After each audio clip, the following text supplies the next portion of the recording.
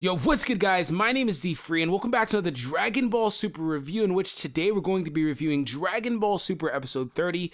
And I want to say that I think that low-key, this was a very enjoyable episode, and here's why. They spent majority of the episode recapping the series thus far, and the events that led up to where we are now at this point, how we got where we are now.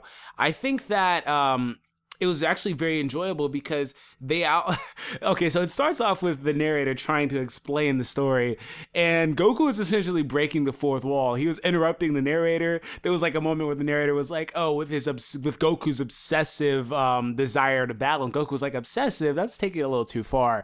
He kept breaking into the conversation and cutting the narrator off. I was like, damn, that's hilarious. That's an interesting turn of events for Dragon Ball. I don't think I've ever seen that in Dragon Ball. That's just very subtle comedy, but they explain a lot of stuff and pretty much just recap. So essentially, you could have effectively skipped the entire beginning of the series and watched this episode and known exactly where we're at, minus the little details from the episodes, like the padding and whatnot. So that's very cool. Like, I didn't feel like it was a filler episode or anything like that, because it is kind of a transitional episode that can be considered filler, so to say, because they're trying to figure stuff out, but not a lot's really happening. There wasn't a whole lot that happened in this episode in general. So from there, when they finally get out of the initial recap, we get into some minor stuff where Goku and Vegeta are talking about, hey, who's going to be... They're explaining to Krillin what's going on. They're like, yeah, who are we going to pick?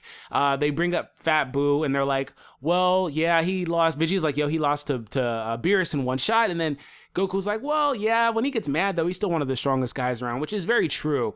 Fat Boo is very underrated just because he's been surpassed by these characters. He's still one of the strongest characters in the universe, hands down. But then another interesting thing is that they bring up Oob at this point. Goku was like, yeah, and then the evil version of Boo got reincarnated, and he's a Earthling at this point. And Vegeta's like, well, you asked King Yama to do that, and Goku laughs and smirks about it, because he did. He was like, I hope that you come back. That was a way of indirectly asking Yama to do it, because he didn't exactly say, hey, Yama, resurrect this guy, bring him back, reincarnate him, whatever it is. So that's interesting. They paid homage to Oob, and that's cool, because a lot of people were thinking they forgot about him, but the reality is, at this point, we don't know exactly when this takes place in the timeline, but Oob is a little ass kid. He's a little kid. He's probably like a toddler at this point, so he's insignificant. That's why Vegeta's like, yeah, he can't compete. He can't fight because he's a toddler. He's probably never even had any formal training at this point. So moving on from there, the guys travel on, and Goten and Trunks catch up, and this is where things are a little interesting, because they asked to compete, and Vegeta's like, no, you guys can't compete. You were planning to use fusion. Fusion is not allowed. So that essentially shuts down any talk of Gogeta, or Gotenks competing in the tournament for whatever reason. So they're out. And then they ultimately come to Gohan and Piccolo training, and Gohan and Piccolo are sparring. It looked pretty good, actually. It looked really, really solid. And I just enjoy seeing Gohan train, getting back in shape and whatnot. The excuse in Resurrection F, okay, was that Gohan didn't have a chance to look for his gi. Now, apparently, the excuse is that he just simply can't find it anymore.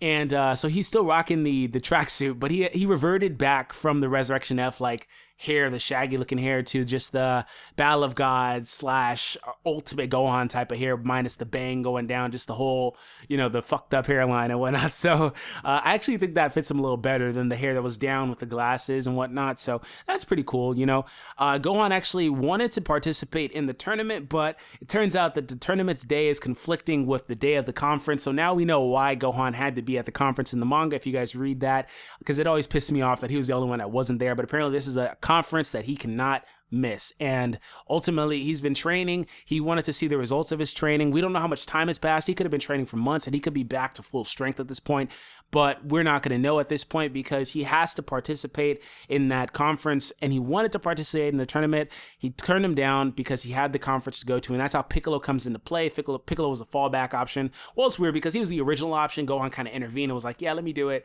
So Piccolo became the fallback option. Gohan kind of declined, and then Piccolo came to the forefront from there.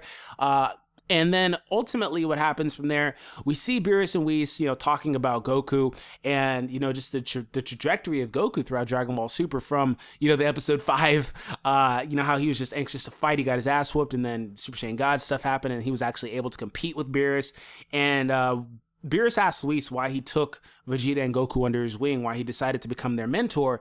And it was interesting because Whis didn't really give a formal answer. All he really said was, so you can have these guys fight me later on, something to that effect. I don't recall the exact wording, but I like how they really did spend a lot of time just looking back on this series, because in actuality, we're in 30 episodes in, but it's been a couple years at this point. So much time has passed, and there's been time skips that they've alluded to, and there's been time skips they just simply haven't told us about, but time is just has just passed. So from there, you know, I'm trying to make sure I don't forget anything, but from there, ultimately what happens is they go back to Bulma's house, they hang out, they talk about the hyperbolic time chamber, and Goku essentially convinces, or I know what I forgot, I'm gonna go back to it. Goku essentially convinces Vegeta to go with him into the hyperbolic time chamber for 3 years, which is 3 days of their time. So he also pointed out, because a lot of people were like, oh, they can't go in there. Like, I had one guy argue with me on one of Rhymes House videos. I was like, no, they're in the room of spirit and time. He was like, no,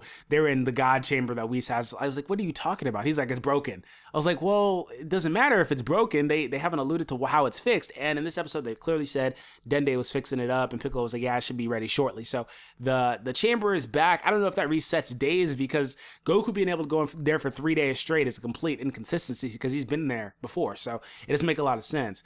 But maybe I'm just getting the day thing wrong. Somebody correct me if I'm mistaken. But one thing I did want to kind of jump back to that I forgot is the selection of Fat Boo. Fat Boo was sitting there reading Neko Majin Z. I was like, this guy reading Neko Majin. I was like, okay, I feel it. That was pretty cool.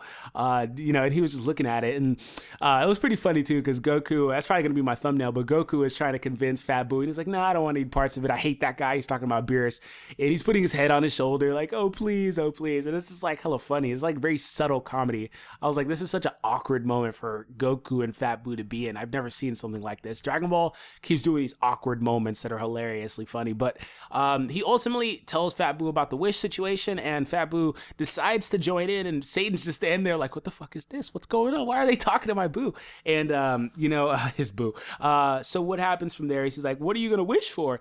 And this is funny too. Fat Boo picks him up, puts him on his lap. He's like, you know, you've given me everything I want. The wish is for you. You're gonna be able to wish for whatever you want. And they just have like a complete, you know, bros before hoes moment.